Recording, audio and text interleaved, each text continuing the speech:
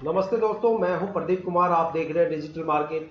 Video शुरू करने से पहले बता दूं कि ये वीडियो एक एजुकेशनल पर्पज के लिए। अगर आप कोई भी फाइनेंशियल इन्वेस्टमेंट करते हो तो अपने फाइनेंशियल एडवाइजर से सलाह जरूर लें या फिर अपनी सोच समझ के साथ ही इन्वेस्टमेंट करें।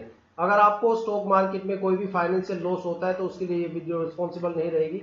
तो चलो दोस्तों, वीडियो शुरू करते हैं। आज हम बात करने वाले bag films and media limited stock के बारे में। बैग फिल्म के नाम से स्टॉक एनएससी और बीएसई में लिस्टेड है। 10 रुपए 92 पैसे इसका करंट शेयर प्राइस चल रहा है। साथ में 0.99 पैसे के साथ ये स्टॉक आज अपर सर्किट में लग गया।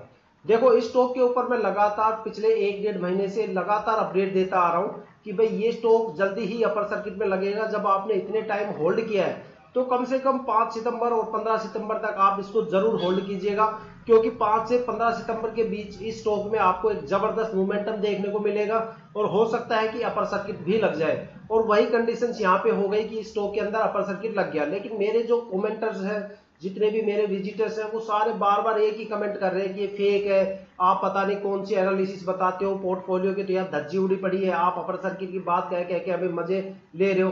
देखो, मजे वाली बात नहीं होती, उसमें आप लोगों की भी कोई गलती नहीं, क्योंकि आप सिर्फ दो ही चीज चेक करते हो। या तो आप कंपनी के फंडामेंटल और क्वार्टरली रिजल्ट चेक करते हो या फिर आप कैंडल चार्ट चेक करते हो। और आपको एक चीज बता दूं कि इंडिया का जो सबसे बड़ा स्कैम चल रहा है जो स्टॉक मार्केट में, वो कैंडल चार्ट ही है। कैंडल चार्ट से आप कंपनी की प्रोग्रेस की, पास्ट की परफॉर्मेंस के बारे में चेक कर सकते हो।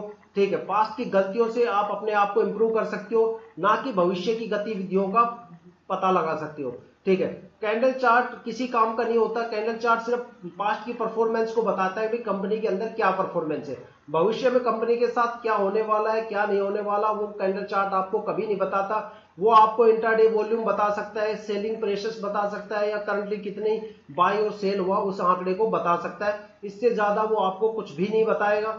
दूसरी सबसे बड़ी चीज की फंडामेंटल और क्वार्टरली रिजल्ट कभी भी कंपनी के स्टॉक को आगे लेके नहीं जा सकते। वो सिर्फ कंपनी को आगे लेके जा सकते हैं, कंपनी को चला सकते हैं, उनके ऑपरेशनल और सेल्स ऑपरेशंस को चला सकते हैं, लेकिन स्टॉक को नहीं चला सकते। जिस तरीके से एक गाड़ी को चलाने के लिए पेट्रोल डीजल जैसे फ्यूल की जरूरत होती है, वैसे के लिए भी एक को चलाने के लिए भी एक फ्यूल की जरूरत होती है, जिसको हम लिक्विडिटी बोलते हैं। ठीक है, लिक्विडिटी ही एक ऐसी पॉइंट होता है, ऐसी मेजर चीज होती है जो उस स्टॉक को चलाती है।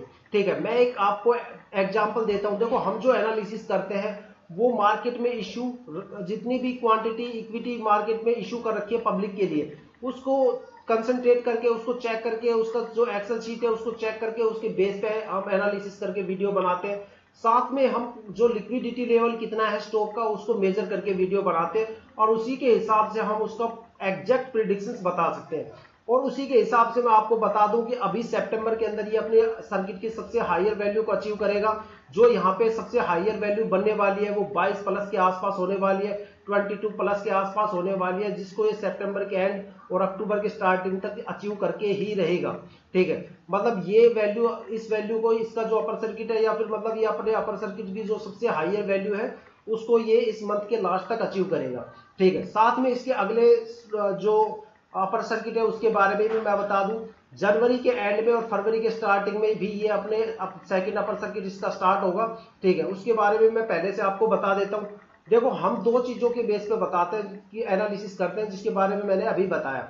ठीक है, एक एग्जांपल लेता हूं, आप उससे समझ जाओगे लिक्विडिटी क्या होती है और स्टॉक कैसे आगे काम करता है। मान लो कोई शेयर है जिसने कम से कम पब्लिक इश्यू के लिए कम से कम 1000 इक्विटी मार्केट में निकाल दी।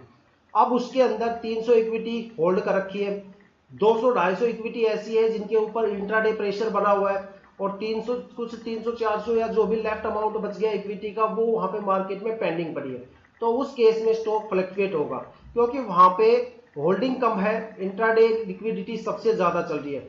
और इंट्राडे लिक्विडिटी कब बन जाती है? जब मान लो कोई स्टॉक लगातार 2-3 साल तक परफॉर्म करता है, अच्छा परफॉर्म करता है, तो वो लीप ईयर तक आते आते एक लिक्विडिटी को जन्म दे देता है, और लिक्विडिटी को सिर्फ लीप ईयर में ही इंडियन स्टॉक मार्केट में हैंडल किया जाता है।